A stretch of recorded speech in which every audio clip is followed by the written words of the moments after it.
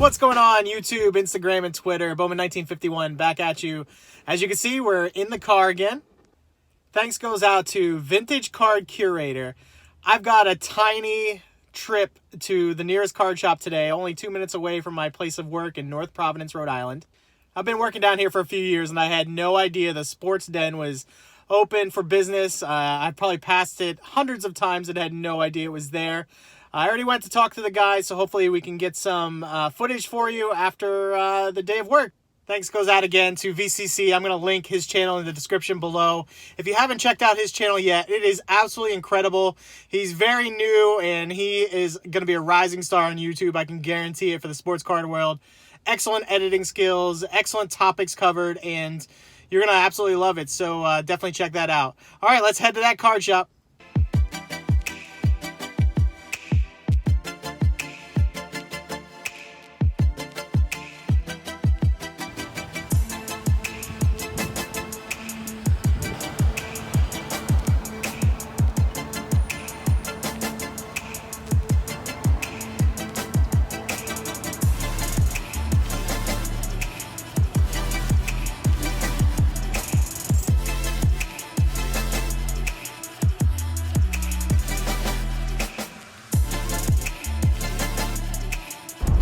Full disclosure, as we start to show some of the supplies here in the shop, the owner didn't want me to film within the store at first. We came to a compromise where I was able to only film the bottoms of the cases that held the cards. He had a lot that were consigned by him from owners that may or may not want them on camera, so I happily obliged. We came to an agreement, and this is the rest of the store. As you can see, you've got your typical storage needs, from boxes to top loaders. Zoom in here to see some prices.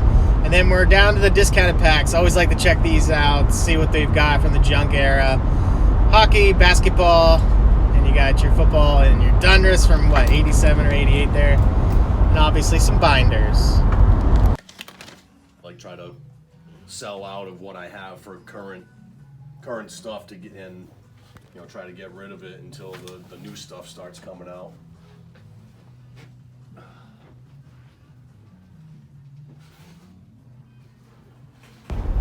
So that was the Sports Den owner giving me a little overview of his boxes that he had on the shelves behind the counter. As we move on to the football cases, as I said, you're not going to see the high-end stuff. Mayfield autos, Barkley autos, those are the ones he wanted me to avoid at the very top.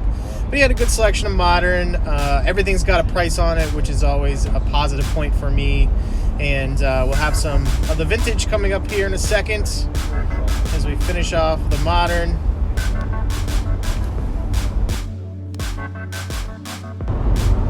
Who doesn't love the sweetness, or heck, any of those other Hall of Fame quarterbacks there? The 1985 top set with the black borders. It's definitely a goal of mine to get all those on a PSA 10 someday. Like I said, someday. Here's more of like junk era, Favre rookies. Oh, here's some 70s. All with price tags on, yet again. Moving further down the list into early 70s, if not late 60s there. And finally, to finish the football case, some mid to late 50s superstars. You know I gotta hit up a Brady insert box. Unfortunately, I didn't take enough time in here, and I really didn't know what I had or didn't have previously, so I didn't end up buying any of these.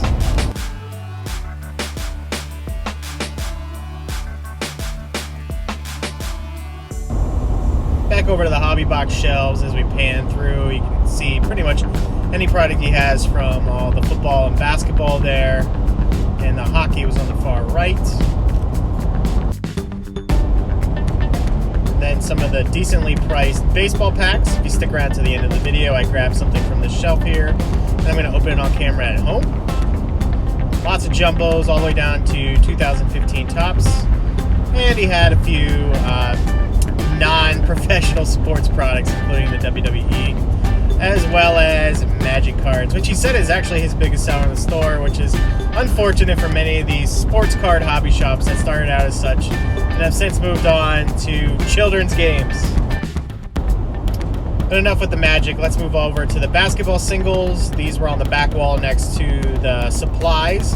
And these were all basically $1 unless otherwise marked. They had all the other sports there as well, but we're on to the basketball section, and we're going to head over to the case shortly. Here's a good idea of what I was talking about earlier in terms of having a really good selection of slapped cards, both vintage and modern. So he's got SGC there as well as PSA, and there were a couple Beckett's thrown in different sports. Then we got some Celtics autographs.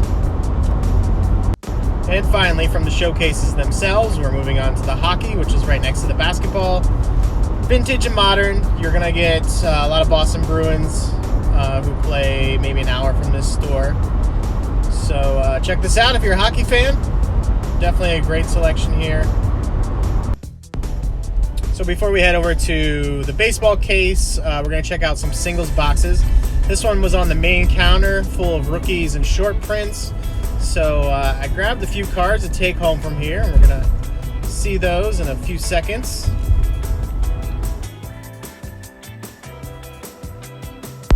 I actually think it was really smart of the owner to put things out on the counter like this there with the Jordans, the LeBrons, and some Brady's in there too.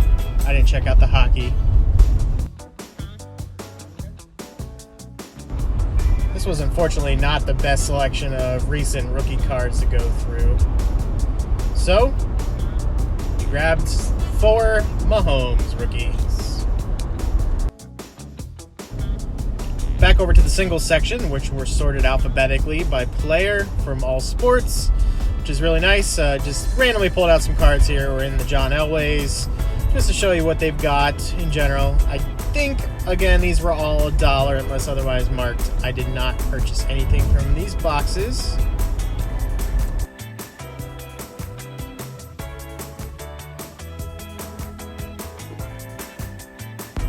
But I did purchase something from here, so stick around until the end of the video to find out what it is.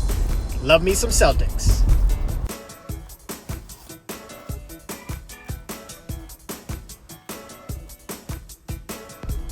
Finally onto the baseball showcases. I'm sure this is what many of you were waiting for. We're going to see modern, we're going to see vintage, graded, non-graded, you name it. Was in the store. Look at that, price tags. This case here was kind of random and off to the side. It was mainly Red Sox players. You can see the Jim Rice rookie in there. We've got Pedroia, Devers, slightly overpriced. And then we had this cool Ted Williams, I guess, plaque. There were some autos in there, and then we got some Trouts and Brady. Ooh, there we go. Higher end, vintage, and that was the graded. Here is the ungraded. I don't know if we can negotiate price here or not. I don't like to ever say if you can. I didn't purchase any of these, but feel free to at least ask, right?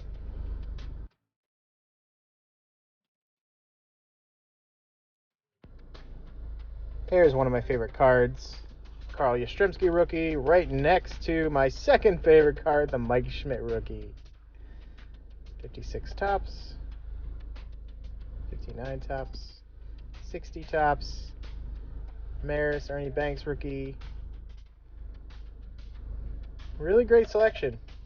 Gotta hand it to him in terms of keeping up with all of his higher end vintage cards that a lot of shops fall flat on. And once again, back at the singles. He didn't have too many set building items within these boxes, but as you'll see in a little bit, when I specifically asked for a certain year's set, he was able to pull it out from behind the main counter. So I just thumbed through these. You can see some 71s there and a few other years, but I wouldn't come to this place specifically looking to build your common vintage set.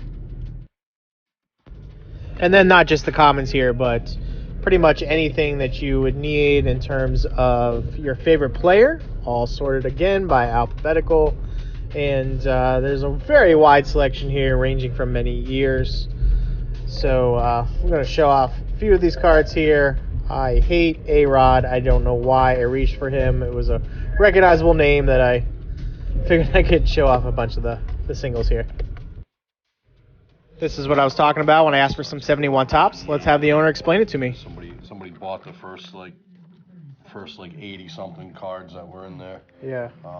But yeah, so just to give you an idea, like say Danny Combs. Need a card number? Well, yeah, he booked that guy that we just passed, like Danny Combs. He books $1.50 in the price book. Anything that's under $2, I charge like a quarter for. Oh, wow. Okay. So, and if it's $2, like like a $2 card, I'm only charging $1 for it. And then like a baseball checklist, like. We're going to end the tour shop with some autographs on the wall, as well as a nice Star Wars piece.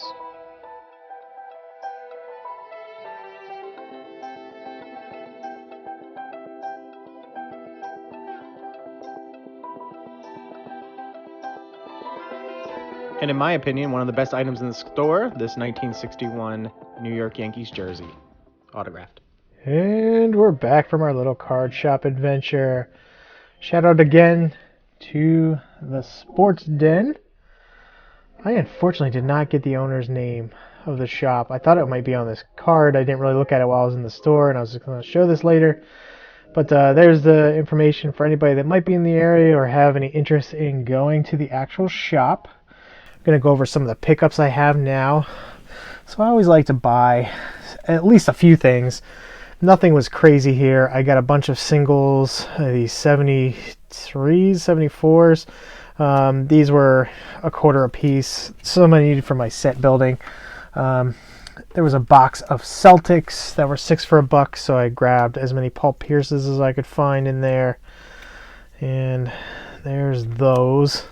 So that's $3 worth of cards, and then these were $1 a piece. Got a couple Jordans. I've never seen the Skybox before. I thought I knew all the Skybox cards. This one, LeBron SP, Ozzie Smith from 82. This Vladdy, that was a nice card, numbered to $3.99. Not Vladdy Jr. And then this lot of Mahomes. So these are labeled at $5 a piece, but I got them for half off. So I got 4 for $10. Good value there, and might even send off one of those to be graded.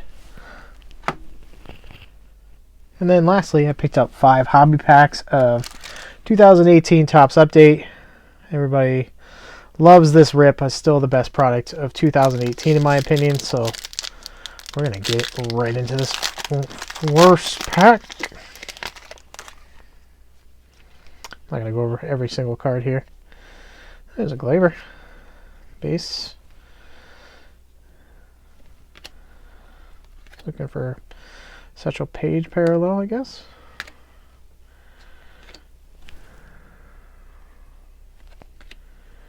Scherzer. Okay, pack number 1. Just gonna try to get through these very quickly. So yeah, highly recommend the Sports Den. Again, I had no idea it was there, and I've worked in this area for over 5 years now. They didn't have a Yelp page. Their website is completely down, so I can understand why I wasn't able to find them. But again, shout out to Vintage Card Curator. Oops, I want to bring that up on the camera here.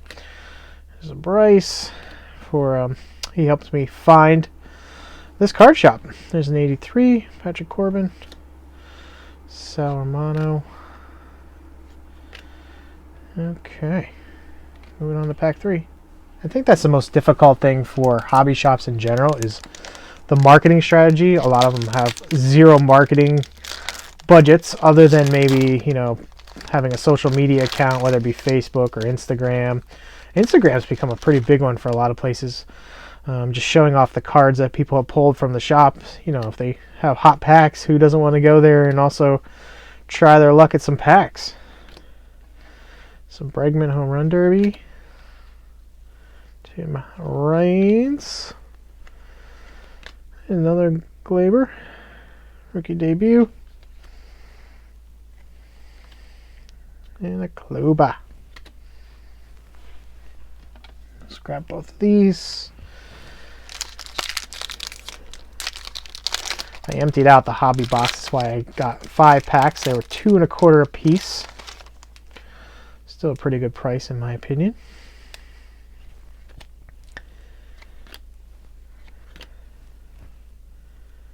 Here. Ooh, that's a nice one. 83 Judge. Let's see if this is numbered. Nope. Gladly take that one. It was not one I had. Phillies 5s. Alright, last pack. Appreciate everybody coming along for the ride again to Card Shop number 6, I believe, or if I count the antiquing I did in Vermont a couple months back.